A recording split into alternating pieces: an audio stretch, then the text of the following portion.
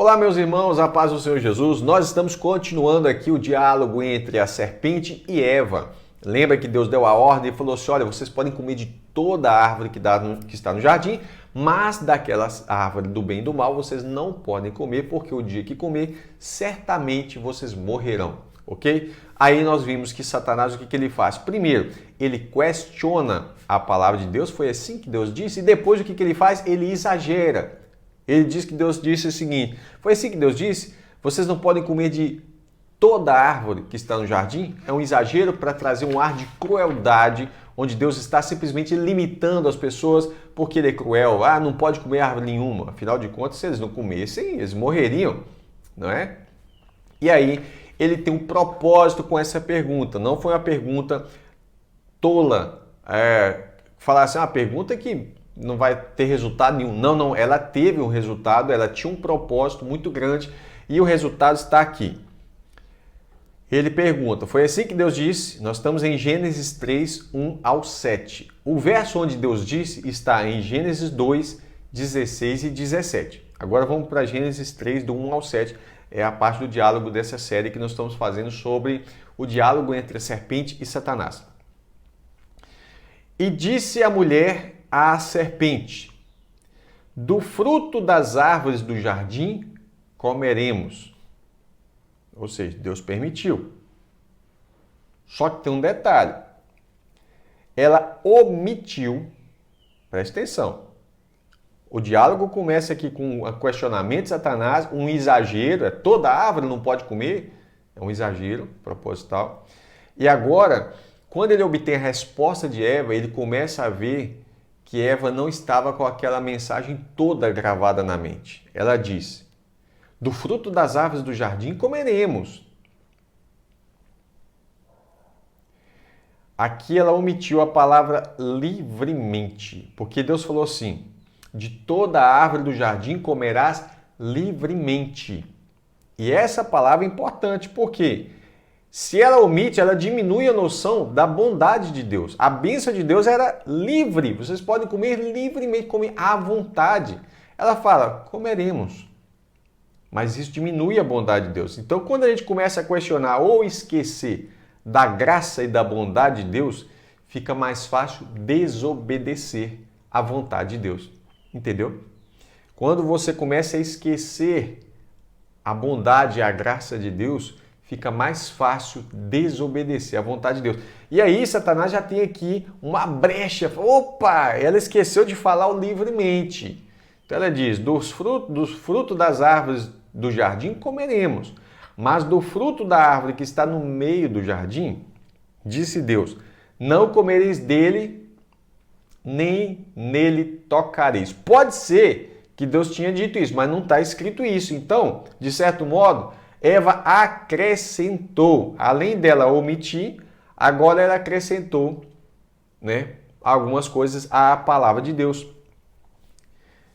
E quando ela acrescenta, ela fala, nem tocareis, ela faz o mandamento ficar ainda mais pesado. Só que eu lembro do texto aqui de 1 João 5, verso 3, que diz assim, porque este é o amor de Deus, que guardemos os seus mandamentos, 1 João 5,3, que guardemos os seus mandamentos, e os seus mandamentos não são pesados. Satanás quer que a gente acredite que os mandamentos de Deus são muito pesados e que ele, Satanás, tem um fardo menor, que ele tem coisa melhor para nos oferecer. Então aqui ele olha e fala assim, rapaz, ela fez duas coisas numa mesma frase. Primeiro, o que ela fez? Ela omitiu a palavra livremente, a liberdade que Deus deu, E aí, logo na sequência, ela simplesmente acrescentou, dando um ar de mais peso no mandamento de Deus. Agora, o que vai acontecer? E ela ainda fala assim, para que não morrais. O que ela fez aqui? Ela alterou a palavra de Deus. Deus não disse para que não morrais. Deus diz o seguinte, olha, porque no dia em que dela comeres, certamente morrerás. Lembra no vídeo passado que eu disse para você sublinhar a palavra certamente? É isso que Deus disse, certamente. Ela não falou certamente, ela alterou a palavra de Deus. Ela disse, para que não morrais, para que vocês não venham morrer. Deus não disse isso, Deus disse, porque no dia em que dela comer, certamente morrerá. Então essa certeza que Deus tinha dado, essa sentença, ela vai deixar uma brecha para o diabo ali muito grande. Por quê? Porque Satanás percebe que ela omitiu, acrescentou e alterou a palavra de Deus. Aí diz assim, então a serpente disse à mulher, olha aí, como ela não disse que Deus disse certamente, agora Satanás acha uma brecha, porque na mente dela ela esqueceu o livremente e o certamente. E ela ainda acrescentou. Então Satanás fala assim, certamente não morrereis. Pronto. Se ela tivesse dito, Deus disse certamente morrereis, é uma coisa, mas ela não disse certamente. Satanás vai lá e fala assim, certamente não morrereis. Então o que Satanás está fazendo aqui? Ele negou a palavra de Deus. Mas por que ele negou? Porque ele achou uma brecha. Olha aí, ó, porque a maneira com que você expõe a palavra demonstra como essa palavra está implantada no seu coração. Se você expõe a palavra pela metade, quer dizer que você tem uma outra metade que não está firmada. Então é nessa outra metade em que a mentira pode se encaixar perfeitamente. Percebe aí? Então, Satanás negou a palavra de Deus. Certamente não morrereis. Pronto, ela esqueceu certamente. Eu vou dar uma certeza para ela. Deus tinha dado a certeza, você vai morrer. Certamente o dia que tocar, morrerá. Essa é uma certeza. Só que se você não tem certeza daquelas coisas, vem uma outra certeza e ocupa o lugar em que aquela primeira certeza estava.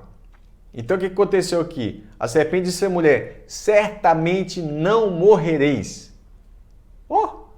Que convicção, né? Então entenda uma coisa, as heresias não são ditas de maneira frágil, ela é dita com convicção, certamente, com toda certeza. E é por isso que você vê que os falsos profetas, falsos mestres, os falsos obreiros, eles arrastam multidões, por quê? Porque eles dizem com ousadia, com convicção, eles dizem com certeza. É assim, faça assim que vai acontecer isso.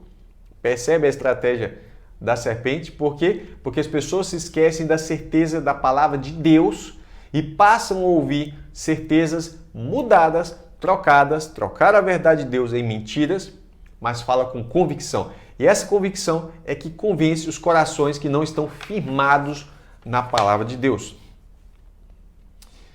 E aí ele disse, por quê? Deus sabe que, olha aí, ele coloca um Deus medroso, né? A sensação de que Deus teria um medo. Deus tem medo de você crescer. Deus tem medo de você se libertar. Deus tem medo de você avançar. Deus está te proibindo de você. Sem Deus você consegue ir além. Essa que é a sensação. Porque Deus sabe que no dia em que dele comeres, se abrirão os vossos olhos. Ou seja, Deus está te proibindo uma coisa muito boa. Deus está sendo maligno com você. Aí vem aquela estratégia. Sabe quando as pessoas dizem assim, mas crente não pode fazer nada, crente não... É um exagero, lembra? É um exagero proposital, mas crente não pode fazer nada. Aí você responde, mas responde pela metade, e aí o inimigo vai achando brechas, está entendendo? Ah, crente não pode sair para dançar num baile funk, crente não pode beber uma cachaça, crente não pode fazer isso, não pode fazer aquilo, crente não pode fazer nada. Peraí, essa é a verdade? Crente não pode fazer nada? É nada mesmo? Essa não é toda a verdade.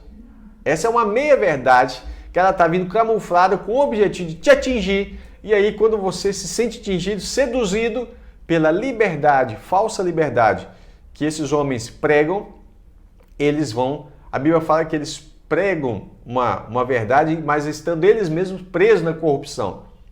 Pregam uma liberdade falsa, né? Pregam uma liberdade falsa, mas eles mesmos estão presos. São prisioneiros do pecado, essa que é a verdade. O pecado ele parece sugestionar para você, né? Satanás sugestiona o pecado como se fosse agora uma liberdade das cadeias, das prisões que Deus te colocou. Entenda uma coisa, os mandamentos de Deus não são proibições, limitações que te impedem de crescer. São como muros, mas não para você não ir para fora, mas para os de fora não vir para dentro. São proteções. Deus está protegendo a sua vida espiritual dos ataques espirituais, dos ataques do maligno. Então, quando você está dentro dos limites de Deus, dos parâmetros de Deus, você está ali naquele cercadinho. Aquele cercado não é uma proibição para você, é uma proteção pelo que vem de fora. Entendeu aí? Só que Satanás tenta dar a ideia, não, abre a brecha nesse muro, sai para fora. Vem cá que eu te pego. Essa é que é a ideia. Porque aí eu não posso te pegar. Enquanto você estiver dentro dos limites que Deus colocou, Satanás não pode tocar. Mas agora, quando você abre as brechinhas, você começa a escapulir, buscando uma suposta liberdade, aí você está fazendo o quê? Você está se entregando na mão do inimigo. E é isso que ele quer. Porque Deus sabe que no dia que dele comer, se abrirão os vossos olhos e sereis como Deus. Olha, Deus está com medo de você avançar, né? Aí ele fala assim, sabendo o bem e o mal. Satanás fez o que aqui? Ele substituiu a verdade por uma mentira. Essa não é a preocupação de Deus. Deus falou, certamente vocês vão morrer. É problema para vocês. Qual é o que Deus estaria querendo impedir de Adão e Eva ter com aquilo ali? Né? Aí ele fala assim, porque no dia que comer dele, sereis como Deus. O que a Bíblia fala? Que as pessoas estão querendo ser como Deus. A Bíblia fala assim, ó, em 2 Timóteo 3:2, né? Porque hoje as pessoas elas estão adorando a si mesmo. Você vê um culto ao corpo, um culto à sua própria personalidade, à sua própria pessoa. A Bíblia fala assim, porque 2 Timóteo 3:2, porque haverá homens egoístas, né? Amantes de si mesmos, ou seja, eles caíram no conto da serpente, de que eles agora são como Deus, né? São deuses, eles fazem o que querem, não prestam conta a ninguém, estão pouco se lixando porque se tem um Deus que está no céu ou não, né? Então, esse é o conto da serpente. E aí a Bíblia completa, e vendo a mulher que a árvore era boa para se comer, agradável aos olhos, a árvore desejável para dar entendimento, tomou o seu fruto e comeu, deu também ao seu marido e ele comeu com ela. Então foram abertos os olhos de ambos e conheceram que estavam nus, símbolo do pecado, cozeram folhas de figueira e fizeram para si aventais. E aí, essa é a história da queda. Parece simples, mas não é tão simples, né? Muitas vezes nós falamos assim, se eu estivesse lá eu não cairia. Será? Será que nós não temos caído o tempo todo? Durante essa trajetória da nossa vida, será que nós não temos caído no encanto da serpente, né? Tentando nos libertar de um Deus opressor, né? Essa que tem sido a estratégia do diabo, tá bom? Eu vou parar por aqui e a gente vai continuar mais um estudo ainda mais um devocional sobre essa porção do diálogo da serpente com Satanás, tudo bem? Até o próximo devocional, se Deus quiser.